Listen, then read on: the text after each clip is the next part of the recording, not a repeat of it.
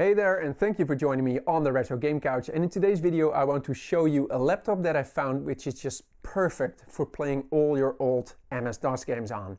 It's the Compaq LTE 5000, and in this video we're gonna check it out. So let's go!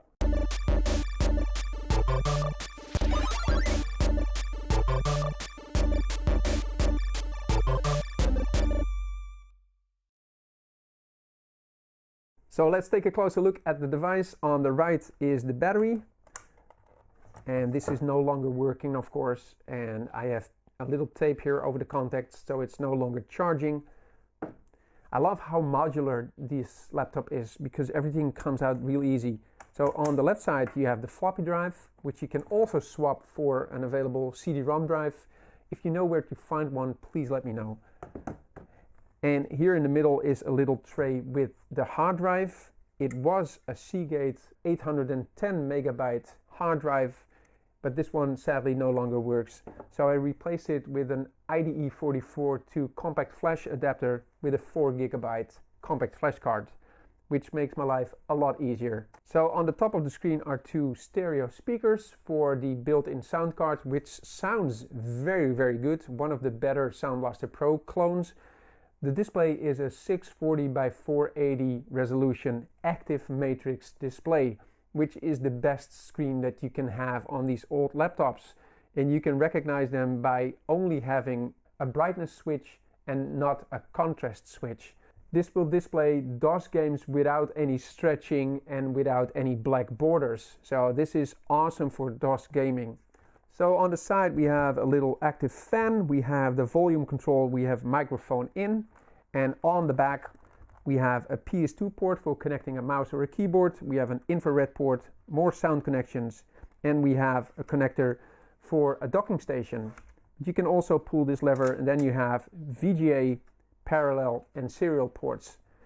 Basically you have every port that you're ever going to need. And on the side, other side, you have two PCMCIA slots. So all in all, a very capable machine. So let's quickly go over the specifications of this machine. It's a Pentium 75 with 16 megabytes of memory, 256 megabytes of cache, 1 megabyte of graphical memory, and I installed a 4 gigabyte hard drive. And this all combined is more than capable to run any of my childhood MS-DOS favorites. So while doing research for this video, I reached out to Chris from the YouTube channel RetroTech Chris, and he is a big fan of this particular laptop series. So Chris, welcome to the show. Hey Retro Game Couch, thanks for having me on. Great to be here. So you being a collector, I'm a bit afraid to ask, but how many of these machines do you have in your collection? So at last count, looks like I have 13 of these, which is probably about 10 too many, but that's the way it is. What I'm trying to do is actually collect one of each model, and the models range from 5,000 all the way up to 5,400. So when I get to that point, we'll be in good shape. I do have a couple of duplicates right now though, and I will be sending those out, but I bought those as parts machines. Now what makes them so special is, especially with the base 5000, the 640 by 480 based TFT screen, is it's a great DOS gaming machine. You don't get any borders, you can basically see your full screen, and that's what it's really great for. Pentium 75 is a very capable CPU for DOS gaming, so that's great as well. And the other great thing is these machines have an ESS 1868 sound card in them, which makes a great DOS gaming sound experience. So why is it that you're collecting this specific laptop model and not any of the other laptops that came out in the same era? Yeah, that's a really good question. So I think it all goes back to in the mid-90s, I actually worked as a Compaq repair technician for a summer, and I thought they were pretty cool machines, pretty robust. As I saw them come into the shop to get memory upgrades or software upgrades, I thought, wow, these are really workhorses. So from that, I decided, hey, I'd like to collect them now that I've gotten back into collecting here a few years back. So here they are. And as you can see, it's been quite the collection so far. So besides the CMOS battery that I've replaced and the hard drive that I've upgraded, are there any other upgrades that you recommend for this machine? Yeah, so for upgrades, you do have some options. It's really a function of adding peripherals. I like to make sure that each of my machines has a floppy drive and a CD-ROM drive, and a 64 megabyte memory module.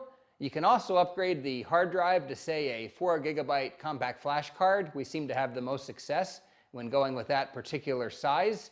I guess another thing you could upgrade would be the processor, but I wouldn't recommend it. I'd probably just go with whatever processor you have in your particular machine. That should be perfectly fine for your gaming needs.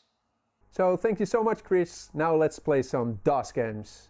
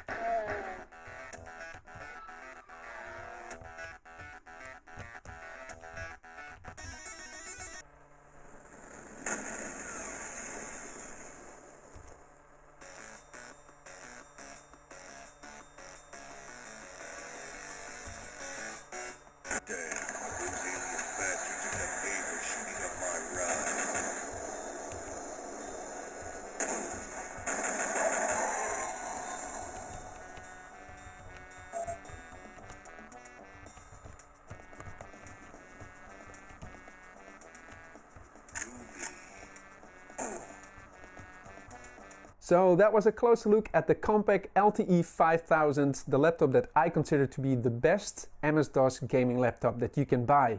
If you have a better alternative or if you disagree, please let me know in the comments below. I want to thank Chris again from RetroTech Chris for coming on the show. Thank you so much. And for now, thank you so much for watching, and I hope to see you next time on the Retro Game Couch.